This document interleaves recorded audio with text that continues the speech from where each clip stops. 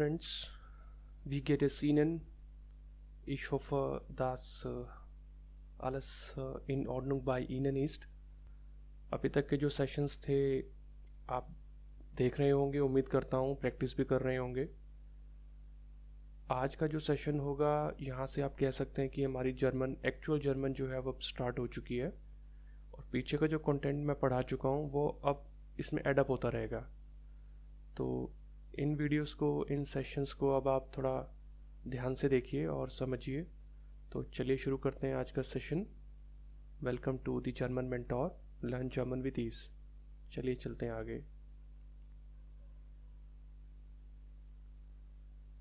अच्छा, तो फ्रेंड्स, आज का जो हमारा टॉपिक है, हमारा थीम है, हमारा सब्जेक्ट है, जो मैं आपको बताऊंगा कि पर्सनल प्रोनाउंस क्या होते हैं और वर्ब्स का कॉन्जुगेशन कैसे होता है। तो ये हमारा आज का टॉपिक है, पर्सनल प्रोनाउंस और कॉन्जुगेशन ऑफ वर्ब्स। तो ये हमारी पहली स्लाइड है, स्क्रीन पे आप देख सकते हैं पर्सनल प्रोनाउंस, जिसे हम जर्मन में पर्सोनाल प्रोनोमन बोलते हैं। पर्सोनाल प्रोनोमन। अब नीचे आप देखिए, नीचे एक लिस्ट है, लेकिन सबसे ऊपर हेडिंग में मैंने दिया है नॉमिनेटिव। इसका मतलब होता है हु। थोड़ा सा ग्रामर पार्ट है, अभी डीप में मत जाइए, बस इसको अभी फ़िलहाल सुनिए। एक्चुअली में जर्मनी के अंदर 4 केस होते हैं, नॉमिनेटिव, एक्यूजेटिव, डाटिव और गेनेटिव। तो आज से हमारा पहला केस स्टार्ट होने जा रहा है, जो कि है नॉमिनेटिव, जिसको हम कहते हैं हु। तो पर्सनल प्रोनाउंस क्या होते हैं? जब भी हम किसी सेंटेंस में बात करते हैं तो उस सेंटेंस में कोई ना कोई चीज़ होती है, कोई डूअर होता है। सपोज जैसे मैं कहता हूँ कि I am playing, you are playing, तो किसी भी चीज़ को करने वाला जो इंसान होता है उसे हम बोलते हैं सब्जेक्ट, या कौन है वो जो ये काम कर रहा है। तो ये नॉमिनेटिव होता है, हु, कौन। तो इंग्लिश में जैसे सब्जेक्ट्स होते हैं, सब्जेक्ट के साथ ही वर्ब होती है और आगे का सेंटेंस कंटिन्यू होता है। तो आज सबसे पहले हम यही सीखेंगे कि सब्जेक्ट्स को, जो इंग्लिश में आई, यू, ही, शी, इट होता है, वो जर्मन में कैसा होता है, जर्मन में कैसे बोला जाता है। तो नीचे जो है आप लेफ़्ट साइड पे देख सकते हैं, जर्मन में कुछ वर्ड्स हैं और राइट साइड में उनका इंग्लिश में क्या मतलब बनता है। तो आपको समझ में आ ही गया होगा कि क्या लिखा हुआ है और क्या सब्जेक्ट है आज का। तो मैं वही एक बार कंटिन्यू करता हूँ। जब सब्जेक्ट आपको क्लियर होगा तो सेंटेंसेस अपने आप बनेंगे आगे जाके। तो ये फाउंडेशन है, ये बेस है। जर्मन अब स्टार्ट हो चुकी है। अब ये वाले सेशन और आने वाले सेशन में सेंटेंसेस बनने स्टार्ट हो जाएंगे। तो देखिए गौर से। सबसे पहला है वर्ड इश। इश, इश का मतलब होता है आई, यानी कि फर्स्ट पर्सन।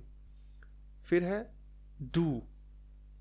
डू, इसका मतलब होता है यू, सेकंड पर्सन, सिंगुलर में, इनफॉर्मल, तुम, हिंदी में तुम या तू। नीचे है एर। एर होता है ही, थर्ड पर्सन। फिर है जी, इसको मैंने रेड कलर में लिखा है। ये क्यों लिखा है मैं आपको अभी लास्ट में बताऊंगा। जी, इसका मतलब होता है she, female person, third person. फिर है एस। एस होता है इंग्लिश का इट, राइट। और नीचे है वियर। वियर, इसका मतलब वी, हम सब। फिर है ईयर। ईयर, ये होता है यू, सेकंड पर्सन, लेकिन प्लूरल, इनफॉर्मल, यानी कि तुम सब, तुम सब। ऊपर जो डू था वो तुम था, ये ईयर है, यू है, लेकिन प्लूरल है, इनफॉर्मल, तुम सब। फिर है सेम जी। जी रेड कलर में लिखा हुआ है, स्टार मार्क है, अभी क्लियर करूंगा आपको। इसका मतलब भी यही है, यू, सिंगुलर, लेकिन अब है फॉर्मल वे में। आप ये आपकी सेंस में होता है, ये वाला जी। और सबसे नीचे एक और जी है, रेड कलर में है, स्टार मार्क है। इसका मतलब है दे, थर्ड पर्सन दे। अब मैं आपको बताता हूँ, ये इन सब्जेक्ट्स में 3 बार 3 टाइम्स जी लिखा है। ठीक है। अब जैसे मैं लैंग्वेज जानता हूँ तो मुझे तो मालूम है कि कौन सा जी है, बट आप सीख रहे हैं तो आपको तब पता चलेगा जब इसके आगे हम वर्ब लगाएंगे। जैसे कि सबसे पहला जो जी है वो शी है, तो she is reading a book, तो अब पता चल जाएगा कि ये शी है।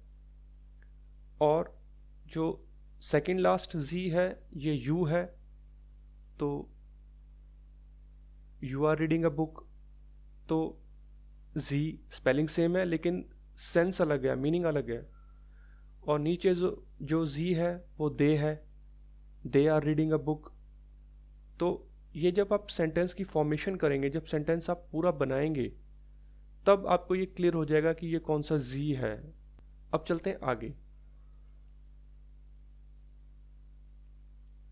चलिए, personal pronouns and verb conjugation, ये क्या चीज़ है? पर्सनल प्रोनाउंस मैंने आपको पिछली स्लाइड्स में बता ही दिया है कि जो सब्जेक्ट होते हैं उनको पर्सनल प्रोनाउंस बोला जाता है। एंड वर्ब कॉन्जुगेशन, तो फ्रेंड्स नीचे एक वर्ब लिखी है मैंने, जाइन, जिसका मतलब होता है टू बी। इंग्लिश में टू बी। आप कह सकते हैं कि यही फर्स्ट वर्ब है जहाँ से जर्मन सिखाई जाती है और पढ़ी जाती है। फर्स्ट वर्ब आप इसको बोल सकते हैं जर्मन लैंग्वेज में। और इस वर्ब को मैंने जो सब्जेक्ट हैं जो पीछे लिखे थे वही दोबारा रिपीट किए हैं लेफ्ट साइड में। और इसको कैसे कॉन्जुगेट किया जाता है इन सब्जेक्ट्स के साथ, तो ये होता है कॉन्जुगेशन। तो ये पहली वर्ब है, इसको भी आपने एज इट इज़ याद करना है। दूसरी वर्ब्स में थोड़ा पैटर्न होता है, एक रूल होता है, वो मैं आपको बताऊंगा नेक्स्ट वीडियो में। बट अभी फ़िलहाल इस वर्ब को आप एज इट इज़ देखिए। सबसे पहले है इश, आई, तो ये जाइन वर्ब जो है ये इश के साथ हो जाती है बिन, इश बिन, यानी कि आई एम। नीचे है डू, यू तुम, तो डू बेस्ट, यानी कि यू आर। फिर नीचे जो आप देखिए एर, ही, ये वर्ब कॉन्जुगेट होगी ईस्ट, एर ईस्ट, यानी कि ही इज। फिर उसके नीचे है जी, कॉन्जुगेशन सेम रहेगा इसका भी, ईस्ट, यानी कि शी इज। सेम नीचे एस,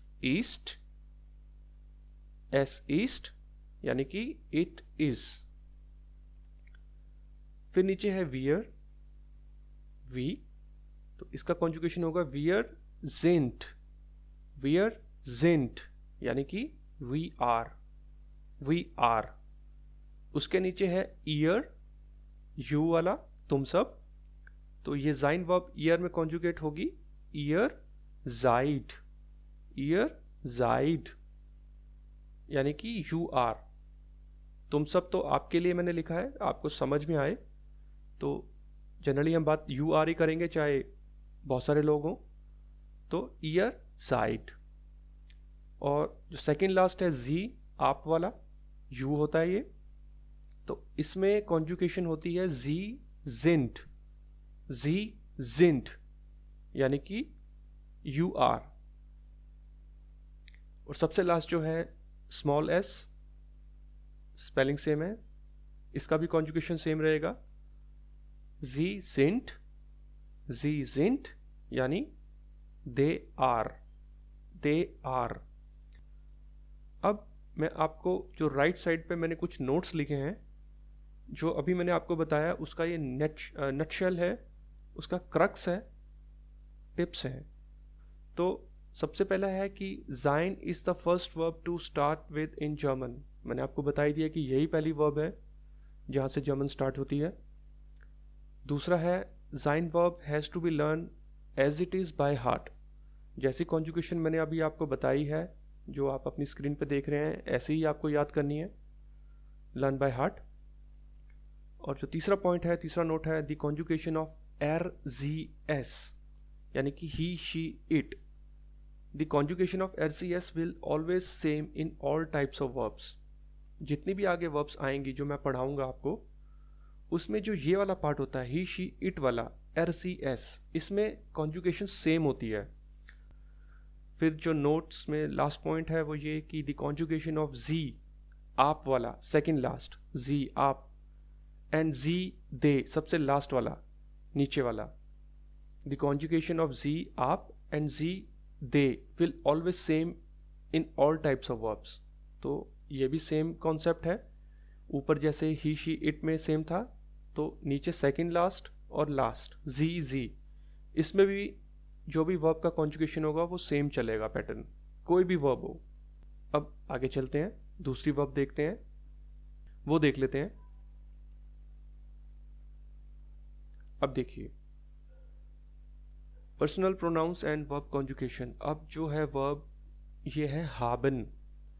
haben इसका मतलब होता है टू हैव, किसी चीज़ का होना आपके पास। I have a pen, I have a car, I have a big home, ये वर्ब का मतलब होता है haben। तो यही haben जो है सब्जेक्ट्स के साथ कैसे होगी कॉन्जुगेट, देखिए साथ साथ मेरे, मैं आपको बताता हूँ। तो इश आई, इसका कॉन्जुगेशन होगा हाब, हाब।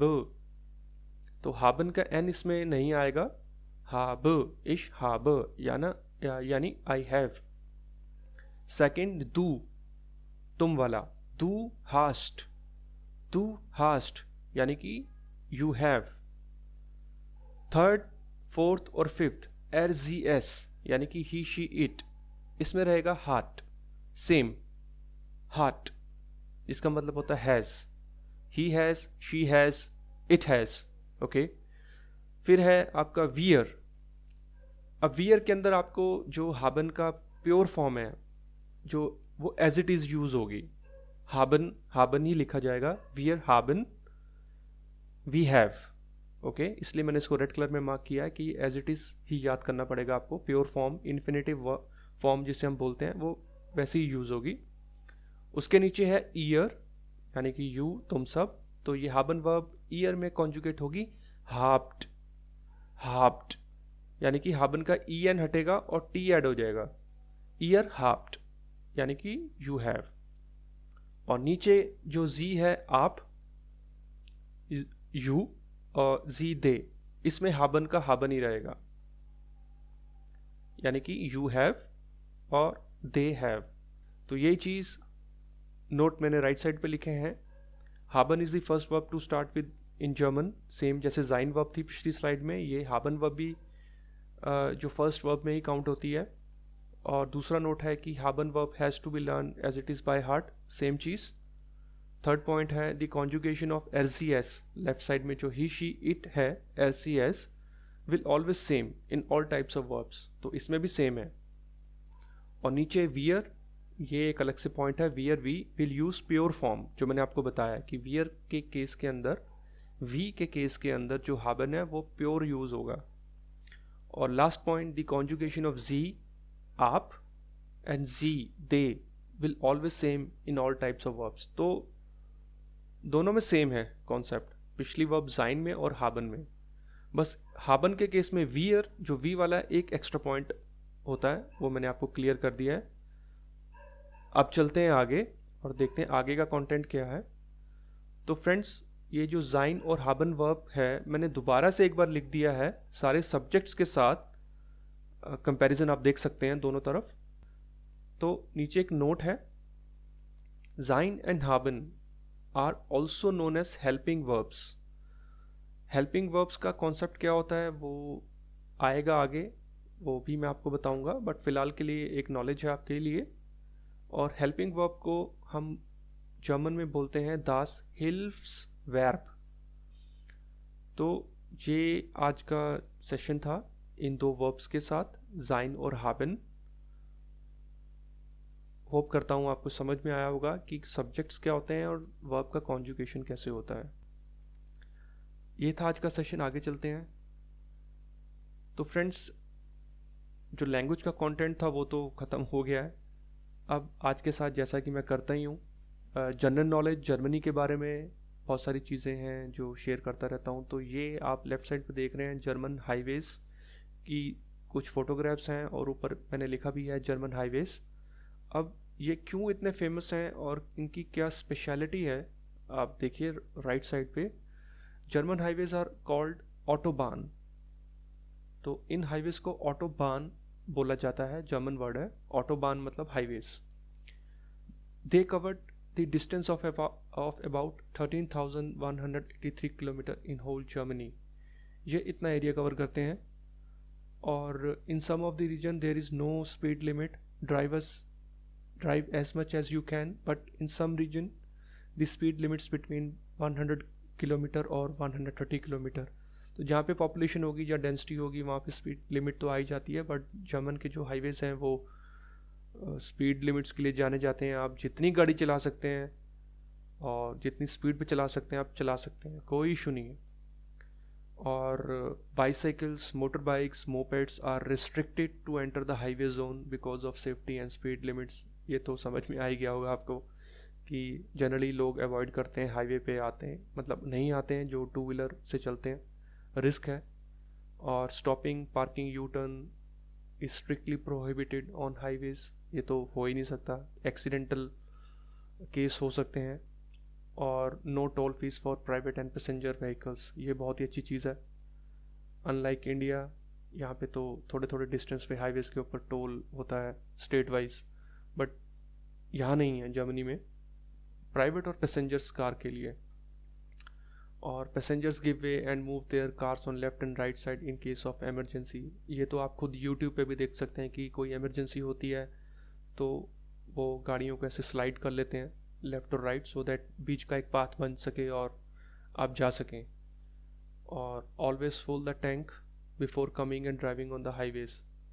तो फ्रेंड्स, ये था आज का सेशन जाइन और हाबन वर्ब के साथ। कॉन्जुगेशन कॉन्सेप्ट मैंने आपको समझाया, सब्जेक्ट्स आपको बता दिए कौन कौन से सब्जेक्ट्स होते हैं जर्मनी में, जर्मन लैंग्वेज में। प्रैक्टिस करते रहिए, पढ़ते रहिए, अपनी रिसर्च ज़रूर करिए। और जल्दी मिलूँगा वर्ब का सेकंड वीडियो लेके।